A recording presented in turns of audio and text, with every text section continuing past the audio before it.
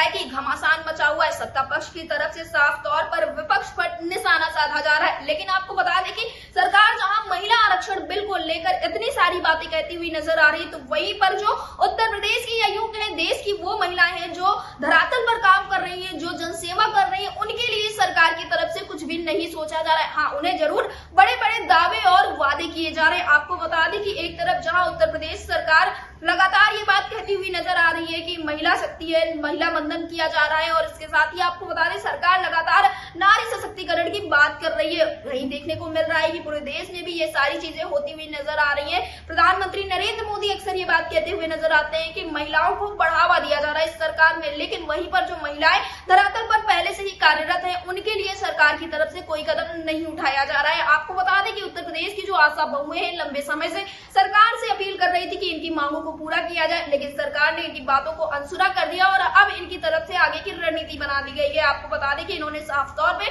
ये बात कह दी है कि अब हम सड़क पर उतरकर प्रदर्शन नहीं करेंगे, बल्कि न्यायपालिका के जरिए अपनी लड़ाई को लड़ेंगे। तो क्या कुछ तैयारियां हैं, इस विषय पर ज्यादा जानकारी देते हुए प्रदेश अध्यक्ष रेणु राजभर ने क्या कुछ कहा है, आप सुनिए। रेणु राजभर जी, आपका हमारे चैनल अटल टीवी पे बहुत बहुत स्वागत है। बहुत बहुत धन्यवाद आपका। रेणु राजभर जी, जैसा कि देखने को मिला कि हाल फिलहाल में महिला आरक्षण बिल को लेकर लगातार सरकार की तरफ से तमाम तरह की बातें कही जा रही थी, और जब ये विफल हुआ तो उसके बाद पूरी तौर पे ये कह दिया गया कि ये विपक्ष की वजह से हुआ। सरकार लगातार महिला सशक्तिकरण, नारी वंदन की बात कर रही है, महिला आरक्षण की बात करी, लेकिन वहीं पर जो महिलाएं धरातल पर काम कर रही हैं, जो जनसेवा कर रही है, जो जनता के लिए हर वक्त पर खड़ी रह रही है, उनके लिए सरकार कुछ नहीं सोच रही है, और लगातार उनकी तरफ से आप लोगों के लिए भी वादे किए जा रहे हैं, लेकिन उस हिसाब से समस्याओं का हल नहीं किया जा रहा है। तो क्या ये जो सरकार कर रही है, क्योंकि विपक्ष की तरफ से साफ तौर पे ये बात कह दी गई है कि सिर्फ ये चुनाव को देखते हुए कहा गया है, और लगातार कर्मचारियों का भी यही कहना है जब चुनाव आते हैं तो सरकार की तरफ से हर एक मुद्दे को उठाया जाता है। इस पर आपका क्या कुछ कहना है? क्या इस वक्त पर सबसे पहले सरकार को धरातल की समस्याओं को हल करना चाहिए था?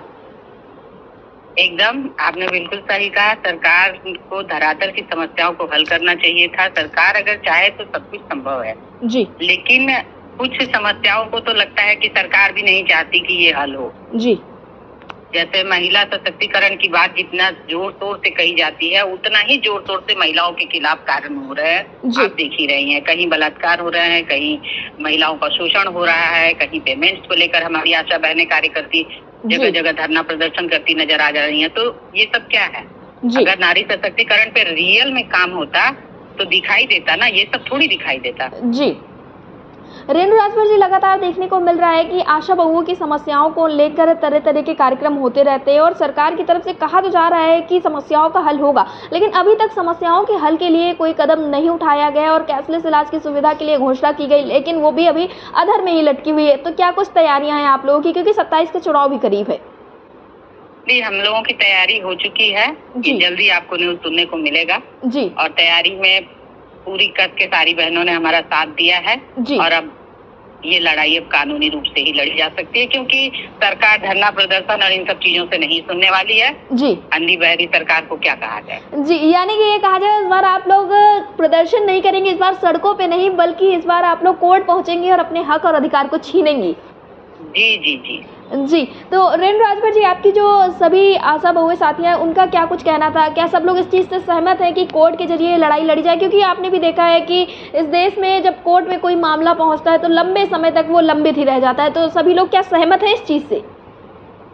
जी हाँ, देखिए, सहमति और असहमति ये दोनों चीजें हर जगह होती हैं, वाद अपवाद तो अपनी जगह है, लेकिन हम लोगों ने, जिन बहनों ने एक साथ तैयारी की हुई है, हम अपनी बात को लेकर जाएंगे, न्यायपालिका का दरवाजा भी खटखटाएंगे, और हमको पूरी उम्मीद है कि न्याय मिलेगा जी। रेणु जी, अटल टीवी से जुड़ने के लिए बहुत बहुत धन्यवाद। आपका भी धन्यवाद। नमस्कार।